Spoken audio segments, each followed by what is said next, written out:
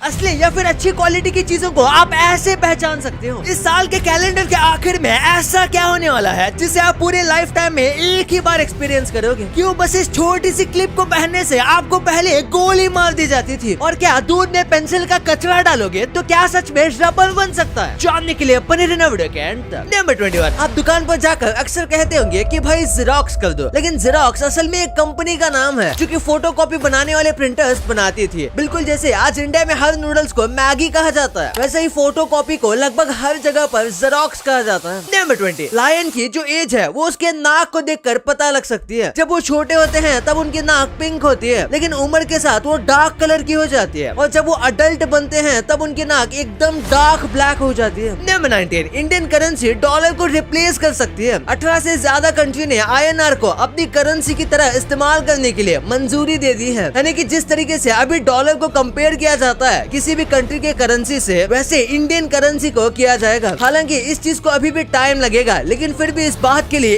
1 like तो बनता है। नंबर 18, अगर आपके पास ब्लू जीन्स है तो May 20th को उसे बर्थडे विश करना, क्योंकि May 20th को ब्लू जीन्स का बर्थडे मनाया जाता है। इसका जन्म 20 में 1873 में हुआ था, और तब से हर साल May 20 को इसके बर्थडे की तरह कुछ जगह पर सेलिब्रेट भी किया जाता है। नंबर 17, एक मिथ के हिसाब से अगर आपके लेफ्ट हैंड में खुजली हो रही है तो आपके पास से पैसे जाने वाले हैं, और राइट हैंड में खुजली हो रही है तो आपके पास पैसे आने वाले हैं। अब इन बातों में कितना सच है, आप मानते हो या नहीं, कमेंट में जरूर बताना। नंबर 16, आपने सुना होगा दारू पीकर जो कुछ भी हम बोलते हैं या जो सुनते हैं वो हम भूल जाते हैं, लेकिन इसमें दारू की वजह से हम नहीं भूलते, बल्कि ज्यादा दारू पीने से आप कह सकते हो कि हमारा दिमाग मेमोरी को सेव करना ही बंद कर देता है, और इसीलिए हमें वो चीजें बिल्कुल भी याद नहीं रहती। नंबर 15, ये एक साइकोलॉजिकल फैक्ट है कि अगर आप कभी भी सच बोलते हो यानी कि ऑनेस्ट बिहेव करते हो तो सामने वाले को लगेगा कि आप बहुत ज्यादा रूड हो या फिर आप उनसे अच्छे से बात नहीं कर रहे। नंबर 14, बिहार के एक आदमी ने 2 करोड़ के हेलमेट लोगों को गिफ्ट किए। एक रोड एक्सीडेंट में उसके सबसे अच्छे दोस्त की जान चली गई थी क्योंकि उसने हेलमेट नहीं पहना हुआ था, जिसके बाद उसने 49,000 लोगों को हेलमेट गिफ्ट किया, और इन सब की मिला के कीमत 2 करोड़ की थी। नंबर 13, पहले रोलर कोस्टर को जिसमें हम मजे से बैठते हैं उसका इस्तेमाल पहले ऐसा नहीं था। इसका इस्तेमाल कोयले को पहाड़ के ऊपर से नीचे लेकर जाने में किया जाता था, लेकिन जब लोगों को पता चला कि ये roller coaster 50 miles per hour की स्पीड तक जा सकता है तो उन्होंने इसमें बैठने का सोचा, और उसमें उन्हें बहुत मजा आया। तो फिर टूरिस्ट काम कर रहे लोगों को कुछ उपाय देते थे और वो उन्हें रोलर कोस्टर में बैठने का मौका देते थे। नंबर 12, टैको बेल, पिज़्ज़ा हट और KFC तीनों में से ज्यादा कौन कमाता है? भले ही कोई भी कमा ले मुनाफा तो बस एक ही कंपनी का होने वाला है, क्योंकि ये तीनों जायंट फास्ट फूड आउटलेट एक ही कंपनी द्वारा ओन किए जाते हैं, लेकिन फिर भी हमें ऐसा लगता है कि सब एक दूसरे से कंपटीशन में है। नंबर 11, आपने इस चीज को नोटिस किया होगा, लेकिन GTA 5 की पूरी गेम में एक भी बच्चा नहीं है। वैसा क्यों नहीं है आपको पता ही होगा अगर आप ये गेम खेलते हो तो, लेकिन फनी बात तो ये है कि इस गेम को बच्चे ही खेल रहे हैं। नंबर 10, सांता क्लॉस एक पायलट है। दरअसल 1927 में सांता क्लॉस को एक ऑफिशियल पायलट का लाइसेंस दे दिया गया था। अब सांता क्लॉस असलियत में है या नहीं ये किसी को नहीं पता, तो लाइसेंस किस नाम पे इशू किया गया था वो तब के लोग ही जाने, लेकिन उस समय हर कोई सांता क्लॉस को रियल मानता था। नंबर 9, विजय माल्या जब इंडिया से भागा तो उसका कहना था कि उसके पास लोन वापस देने के लिए पैसे नहीं है, लेकिन असलियत में उसके पास पैसे थे, और जस्ट भागने से पहले उसने 330 करोड़ की जमीन भी खरीदी थी, लेकिन वो इंडिया के बाहर का ट्रांजैक्शन था, इसलिए उसे तभी नहीं पकड़ा जा सका, और उसके बाद तो महाशय इंडिया ही छोड़ गए। नंबर 8, अमीर लोगों की कॉफी यानी कि स्टारबक्स के CEO भी अब एक इंडियन है। इनका नाम है लक्ष्मण नरसिम्हन, और ये भी इंडियन ओरिजिन के हैं, जिनको हाल ही में स्टारबक्स का CEO बनाया गया है। नंबर 7, डेली शराब पीने से दिमाग बूढ़ा हो जाता है। रिसर्च में पता चला कि जो लोग डेली अल्कोहल पीते हैं उनका दिमाग जल्दी एज करने लगता है। नंबर 6, वर्ल्ड वॉर 2 के दौरान सब लोग पेपर क्लिप पहनने लगे थे। दरअसल पेपर क्लिप पहनने का मतलब ये था कि वो नाजी आइडियल और रेसिज्म के खिलाफ खड़े हैं, यानी कि ये साइलेंट प्रोटेस्ट करने का एक तरीका था, लेकिन आज हम इसे काम से पहनते हैं, और पहले के लोगों को ये पहनने से अपना जान का खतरा भी था, तो इसलिए इसे लोग बहुत कम पहना करते थे। नंबर 5, आइसलैंड में नॉर्मल पब्लिक के पास सबसे ज्यादा गन मौजूद है, यानी कि किसी भी कंट्री के कंपैरिजन में यहाँ पर नॉर्मली ज्यादा गन मौजूद है, और यहाँ पर क्राइम रेट एकदम ना के बराबर है। यहाँ पर ज्यादातर गन हंटिंग जानवरों से बचने के लिए इस्तेमाल होती है। नंबर 4, स्टील वुल नाम का एक सब्सटेंस होता है, वो बहुत ज्यादा फ्लेमेबल होता है और उसपे आसानी से आग लग सकती है। आप देख सकते हो बस बैटरी यानी कि सेल के 2 कॉर्नर टच करने पर छोटा सा स्पार्क हुआ और उस पूरे स्टील वुल पर आग लग गई। ये देखने में बहुत ज्यादा सैटिस्फाइंग है। नंबर 3, रोल्स रॉयस और न्यूक्लियर एनर्जी का कहीं पर भी लेना देना नहीं लगता, लेकिन रोल्स रॉयस के पास सिक्योर फंड पड़े हैं चांद पर न्यूक्लियर रिएक्टर बनाने के लिए, यानी कि जब मून पर बेस बनाएंगे और वहाँ पर जब न्यूक्लियर रिएक्टर बनाएंगे तो ये काम रोल्स रॉयस करने वाला है। एटलीस्ट वो उसके लिए पैसों को सिक्योर करके रखा हुआ है। नंबर 2, असली या फिर अच्छे क्वालिटी की चीजों को पहचानने का कमाल का ट्रिक है। जैसे कि आप पानी पूरी में अगर आप पानी भरने के बाद पानी की पूरी ट्रांसपेरेंट दिखती है तो उसका मतलब है कि वो पानी पूरी की क्वालिटी कम है, और अगर वो ट्रांसपेरेंट नहीं दिख रहा मतलब वो पूरी अच्छे क्वालिटी की बनी हुई है। इसी के साथ आप हनी की एक बूंद को अपने कपड़े पर डालते हो और अगर वो हनी दाग छोड़ देता है तो मतलब कि वो हनी पानी में मिला हुआ है, और अगर वो दाग नहीं छोड़ता तो वो अच्छा हनी होता है। और आखिर में अगर आप कोई लेदर की चीज खरीद रहे हो तो आपको उसे स्मेल करना चाहिए। अगर इसमें सिंथेटिक से या फिर ग्लू जैसी स्मेल आ रही है तो वो नकली लेदर हो सकता है। नंबर 1, अगर आप दूध में पेंसिल का कचरा डालोगे तो क्या वो रबर बन जाएगा? ये सुनकर यकीन नहीं आता क्योंकि सच में ये नहीं होता, लेकिन अमेरिका में स्मिथ को इतना ज्यादा फैलाया गया था कि आज भी वहाँ के कई बच्चे इसे सच मानते हैं और कई लोगों ने इसे ट्राई भी किया है। पर स्मिथ की शुरुआत कैसी हुई थी ये कोई नहीं जानता, लेकिन ये एकदम ही गलत है। और इसी के साथ जब मैगी जैसी इंस्टेंट नूडल्स वहाँ पर पहली बार आए थे तो उन्हें देखकर ये बिल्कुल किसी रबर बैंड की तरह लगी थी, क्योंकि एशियन कंट्रीज में नूडल्स तो काफी कॉमन थी, लेकिन अमेरिका और बाकी वेस्टर्न देशों के लिए ये बहुत ज्यादा अलग ही चीज थी और उन्हें बिल्कुल किसी रबर बैंड की तरह लगता था। और आखिर में अगर बात करें च्युइंग गम की तो लोग कहते हैं उसमें एनिमल की स्किन का इस्तेमाल होता है, लेकिन ये बात तो सच नहीं है। लेकिन इसमें सच में रबर का इस्तेमाल किया जाता है। हाँ, सच में इसमें कुछ हद तक रबर होता है, इसलिए इसे निगलने से मना किया जाता है। वैसे आपके लिए कुछ बोनस फैक्ट, आपने हेवन और हेल के बारे में सुना होगा, लेकिन क्या आपने कभी सोचा है कि एक असली हेल भी मौजूद है? और आप बता सकते हो कि ये किसने ढूंढा? ये टोटली अनप्रेडिक्टेबल था, लेकिन इसे नासा ने ढूंढा है। ये एक प्लेनेट है जिसका नाम है K2-141b और ये प्लेनेट हमारे अर्थ से 200 लाइट ईयर्स दूर है। और यहाँ पे रॉक्स और फायर की बारिश होती है और यहाँ पे ओशंस लावा के बने हुए हैं। और ये सुनने में ऐसा लगता है कि ये एक्चुअली में एक हेल हो जो कि एग्जिस्ट करता है। आपने कभी ना कभी वेदर फोरकास्ट देखा होगा। आप ऐसे फोन लेते हो और देख लेते हो कि वेदर कैसा होने वाला है या फिर वेदर कैसा है, तो आप जितना आसानी से देखते हो ये वेदर उतने आसानी से मिलता नहीं है। ये वेदर फोरकास्ट की डिटेल्स ढूंढने में इतनी आसान नहीं होती है। एक दिन के वेदर फोरकास्ट को जानने के लिए 10 बिलियन मैथ कैलकुलेशंस करने पड़ते हैं एक दिन के वेदर फोरकास्ट को जानने के लिए। वाह भाई, इतना सब कुछ आपने जान ही लिया है, पर क्या आपको पता है कि ये कोल्ड ड्रिंक पूरी भरी हुई क्यों नहीं होती? कैसे आप बैठे बैठे